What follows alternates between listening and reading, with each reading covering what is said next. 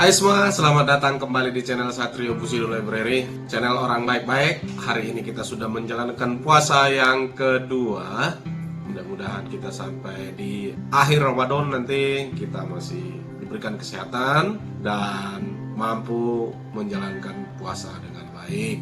Hari ini kita mau ngobrol-ngobrol ringan aja sembari menunggu berbuka. Nah, saya mau mencoba berbicara tentang kemarin yang kita bahas tentang menteri-menteri yang masih layak untuk dipertahankan Jokowi pada periode kedua. Di salah satu postingan kita pada tanggal 2 Mei kemarin, yaitu tepatnya Hari Pendidikan, kita memposting sebuah video, yaitu kita coba berdiskusi kepada teman-teman semua subscriber kita, yaitu dengan judul Nasib Jokowi di Tengah Desakan Istimewa Ulama 3. Oke, sebenarnya ini kita tidak membahas spesifik soal Istimewa Ulama ya pada saat itu, karena menurut kita itu ya biarlah itu menjadi agenda-agenda mereka yang terbangun untuk merespon yang mereka anggap sampai hari ini ada kecurangan terhadap proses pemilu. Ya, terlepaslah itu ada atau tidak, ya kita tidak terlalu pengen mencampuri lebih jauh atau mengomentari lebih jauh tentang istimewa itu.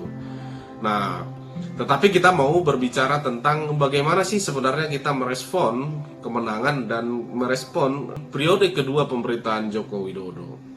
Karena memang di periode pertama ada banyak PR-PR yang sampai hari ini belum bisa terselesaikan ya. Salah satu itu pertumbuhan ekonomi yang lambat, ekspor yang tidak terlalu tinggi ya. Dan itu sering menjadi pembahasan Presiden Jokowi di setiap kesempatan ya. Di setiap rapat-rapat ya, di setiap rapat koordinasi, itu bagaimana mendorong nilai ekspor Indonesia itu lebih tinggi. Nah, memang kemarin kita membahas ada beberapa menteri yang kita mention dalam video itu, yaitu Menteri Pemuda dan Olahraga, yaitu Imam Nahrawi. Kemudian kita juga berbicara tentang Menteri Agama, yaitu Lukman Hakim Saifuddin. Dan yang terakhir itu adalah Menteri Perdagangan, yaitu Menteri Enggar. Nah, tapi sekarang kita tidak lagi berbicara tentang hal-hal itu. Kita mau membahas spesifik tentang feedback atau semacam pendapat dari subscriber Satrio Bushido Library tentang kinerja menteri yang menurut saya itu layak ya. Itu beberapa komentar yang menurut saya itu ya agak sedikit keluar dari konteks seperti ini. Misalkan itu Luftia Atayah, bukan harta atau jabatan, tapi ingin memakmurkan rakyat Indonesia, Pak Prabowo, dan berjanji tidak akan mengambil gajinya. Saya kadang-kadang ketawa ya lihat wacana seperti ini, tidak mau ngambil gajinya, begini bla bla bla bla. Emang dia pikir kalau nggak mau ngambil gaji itu udah langsung bisa mensejahterakan rakyat, kan begitu. Artinya begini, gaji itu kan sesuatu yang memang hak bagi orang yang bekerja dalam suatu tanggung jawab tertentu ya. Dan kemudian itu diatur besarannya itu berapa gitu. Jadi kalau ada orang berwacana tidak mengambil gajinya itu lantas tujuannya untuk mensejahterakan rakyat, ya aneh aja menurut saya, logikanya itu nggak masuk. Katakanlah dia punya gaji 10 juta, gaji pokoknya. Kemudian itu udah nggak diambil, terus bisa mensejahterakan jutaan orang, kan enggak juga, ya kan? Nah itu aneh menurut saya, nggak ngambil gajinya. Katanya kalau bilang nggak gunakan fasilitas negara sebagai personal saya, ya baru saya salut itu. Karena operasional untuk pejabat daerah itu atau kepala daerah ataupun presiden itu ya lumayan tinggi ya. Kalau itu kocek pribadinya saya yakin dia memang tanpa pamrih untuk memimpin bangsa ini. Tapi kalau hanya tidak mengambil gaji pokok itu kan dia bullshit banget gitu. Tapi ya begitulah ya. Kita tidak mau membuli atau ya biarlah itu menjadi hak dia berbicara seperti itu, khususnya di bulan Ramadan ini. Ya sebaik mungkin kita akan menjaga lisan kita, sekalipun kita kadang-kadang banyak tidak yakin atau banyak tidak percaya dengan omongan-omongan yang menurut saya itu ya absurd sekali dan tidak masuk akal ya. Oke, di sini kita mau bicara tentang komentar-komentar yang lain ya. Itu kita skip dulu, meskipun itu mendapat respon yang sangat panjang dan kelihatannya memang dia sangat itu ya, si Lutfia Ataya ini memang mungkin sangat militan, sangat yakin dia dengan pernyataannya itu, sehingga dia membalas semua komentar yang ada di sini. Oke, kita lewati dulu. Kemudian ada komentar yang saya nggak bisa bacanya, ini tulisan Hongkong atau tulisan Cina ini, tapi mudah-mudahan si kakak ini bisa menjelaskan ke saya ini bacanya ini gimana gitu ya, atau nanti saya cari di Google Translate aja kali ya. Kubu 02 nggak percaya TNI, nggak percaya KPU, tapi percaya sama Ratna Sarumpait katanya.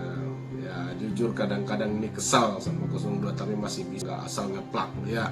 Benar, nggak usah terbawa emosi ya, karena memang tidak ada gunanya juga kita emosi, bakalan seperti terus mereka kan.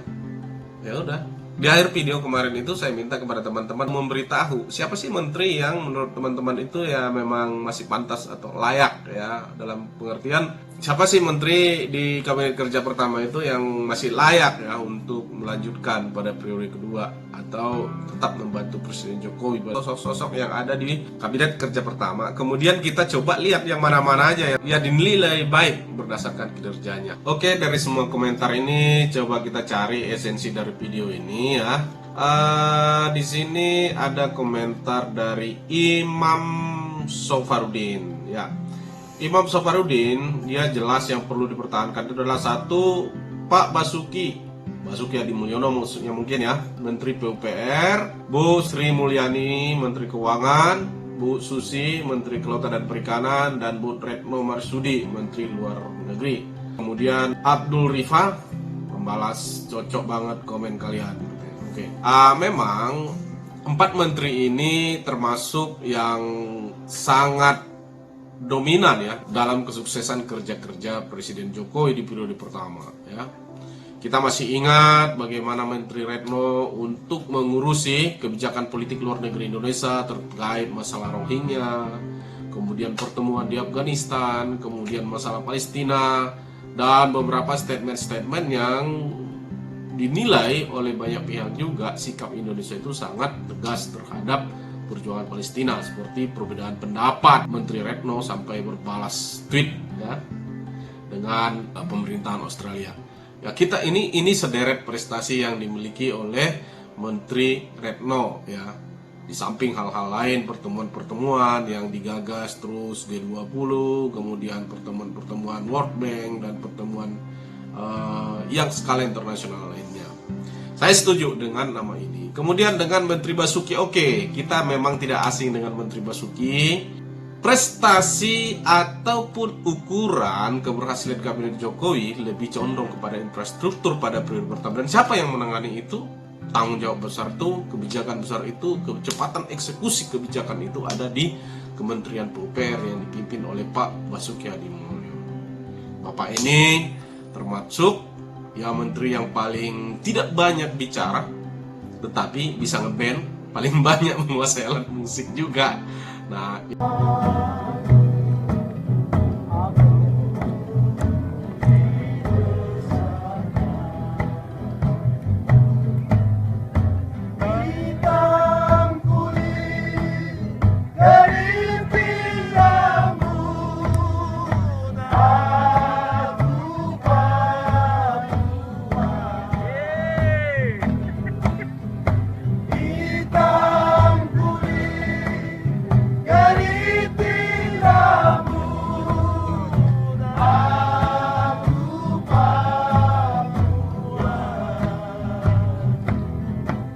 ini termasuk menteri yang menurut saya itu juga membuat nama Jokowi itu ya semakin melambung ya, dalam pengertian kemampuannya mengeksekusi setiap kebijakan-kebijakan yang penuh tantangan ya, dengan bermacam resiko yang telah dihadapi, termasuk ya gerakan kriminal bersenjata yang dulu sempat membuat kekacauan saat pembangunan salah satu proyek jalan di Trans Papua. Kemudian ya masalah-masalah yang lain, misalkan seperti kecelakaan kerja dalam pembangunan jalan layang ya maupun jalan tol.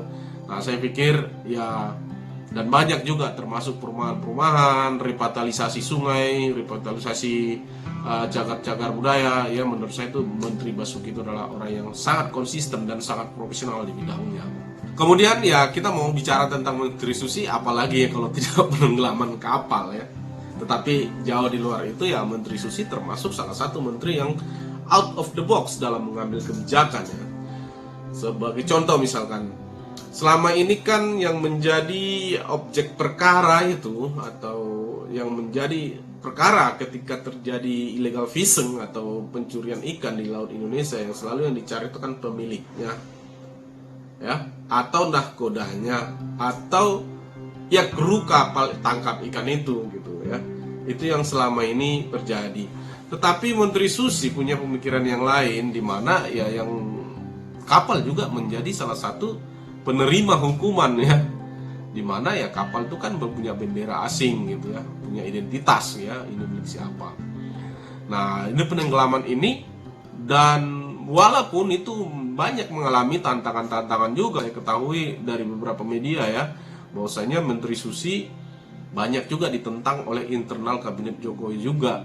Sekalipun memang kebijakannya terus jalan terus, banyak juga ditentang oleh serikat-serikat nelayan atau persatuan-persatuan nelayan ya. Dan bahkan yang lebih fatal misalkan ya, adanya perbedaan pendapat juga antara apakah harus menenggelamkan kapal ini seperti yang diinginkan Menteri Susi, atau melelang kapal ini seperti yang diinginkan oleh beberapa kabinet yang lain gitu ya. Dan tentu saja Menteri Susi memilih yang gak ribet-ribet, kalau udah bersalah udah tenggelamkan. Menurut saya juga, saya setuju itu dilakukan. Kenapa?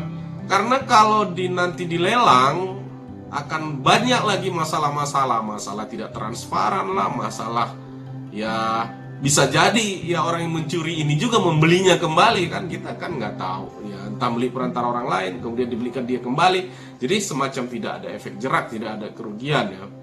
Tapi kalau udah ditenggelamkan, ada dua fungsi menurut saya ya, walaupun saya bukan ahli di dalam masalah biota laut atau terumbu karang, tapi menurut saya, menurut yang pernah saya dengar dan saya baca di beberapa media, katanya bangkai-bangkai kapal itu akan memancing kembali tumbuhnya terumbu karang sebagai ya tempat berkembang biaknya biota laut gitu. Nah ya nggak masalah, menurut saya itu ditenggelamkan jauh lebih baik. Nah kemudian yang terakhir itu Menteri Sri Mulyani. Menteri yang satu ini mungkin kita ya, orang yang hidup di zaman SBY juga sudah pasti kenal Sri Mulyani.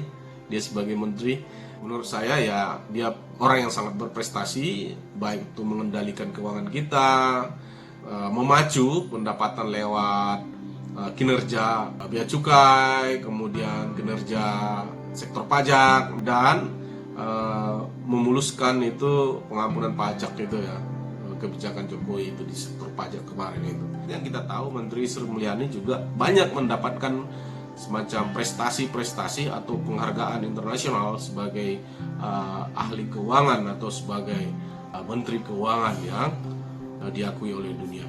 Nah, oke, terlepas itu semua, kita di sini bukan mau berbicara tentang apakah kita menginginkan keempat orang ini atau siapapun menjadi menteri atas kepentingan kita sendiri atau atas perkenalan kita dengan mereka, enggak. Jadi ini perlu kita sampaikan kenapa kita lakukan hal seperti ini, kenapa kita harus menilai, melihat, dan bagi saya Presiden Jokowi adalah orang yang kita pilih di TPS. Artinya apa? Kita memberikan suara memilih Jokowi di TPS. Yang kita pilih itu kan Jokowi dan Kiai Haji Maruf Amin. Kita memilih dia bukan orang-orang yang ada di sekitarnya, tetapi kita mengharapkan orang-orang yang di sekitarnya adalah orang-orang yang baik, yang akan masuk menjadi kabinet yang akan dipimpin oleh Presiden Jokowi pada 2019-2024. Jadi kita bukan memilih si A, si B, si C, kita memilih Presiden Jokowi. Tentu saja harapan kita kepada Presiden Jokowi adalah dia menempatkan orang-orang yang benar-benar serius untuk membenahi bangsa ini. Oleh karena itu, menurut saya, ya pandangan-pandangan seperti ini, komentar-komentar seperti ini, atau masukan-masukan yang menurut saya ya bisa menjadi feedback juga kepada Presiden, seandainya dia lihat atau timnya dia lihat itu adalah ada semacam harapan kepada beberapa sosok-sosok ya, yang kita yakini mereka itu bekerja sungguh-sungguh untuk bangsa ini. Karena apa? Ada perbedaan mendasar menurut saya pada periode kedua ini dan periode pertama Presiden Jokowi, di mana pada periode kedua ini sangat dominan ya. Mayoritas partai politik adalah mendukung Presiden Jokowi pada periode kedua. Tentu saja ini nanti akan berakibat kepada posisi menteri-menteri yang juga diharapkan oleh para partai-partai pendukung. Kalau partai pendukung misalkan tidak menginginkan dan dia mengincar beberapa pos-pos menteri, misalkan seperti menteri kelautan misalkan, ya bisa aja orang profesional seperti Menteri Susi itu tidak masuk apabila Presiden Jokowi tidak diingatkan oleh banyak orang termasuk kita-kita semua agar Menteri Susi itu ya tetap yang menangani masalah laut karena pengalaman, pengetahuan, keberanian dan tindakan-tindakan yang selama ini yang menurut kita itu adalah sangat ampuh untuk mengatasi persoalan-persoalan kelautan kita yang selama ini hampir tidak pernah terdengar apa-apa ya. Maka saya sampaikan kepada teman-teman, saya bincang-bincang di sini bukan karena saya mengenal salah satu siapapun calon menteri, bukan. Tetapi saya pengen mengajak teman-teman juga sembari di bulan puasa ini kita memulai wacana-wacana yang baik, wacana-wacana membangun, wacana-wacana yang tidak membangun lagi permusuhan-permusuhan antara pendukung A, pendukung B, 01, 02, kampret, cebong. Itu menurut saya itu sudah kita hilangkan. Kita ayo berbicara bangsa ini ke depan. Siapa yang mau kesini bicara seperti ini, ayo. Siapa yang masih senang dengan caci maki, ya tanggung sendiri dosanya. Oke guys, mungkin itu dulu yang perlu saya sampaikan kepada teman-teman di sini. Selamat menunaikan ibadah puasa. Semoga kita selalu diberikan kesehatan dan bangsa ini selalu diberikan kedamaian dan kerukunan dan saling menghormati satu yang lain. Oke, terima kasih telah berbincang-bincang dengan kita. Saya minta komentar Anda. Semakin banyak nama ini nanti muncul di komentar, katakanlah seperti makin banyak Menteri Susi, mungkin nanti akan menjadi pembahasan yang meluas. Harapan kita sih begitu. Oke, terima kasih. Sampai ketemu dan selamat menunggu berbuka puasa. Salam Jepang.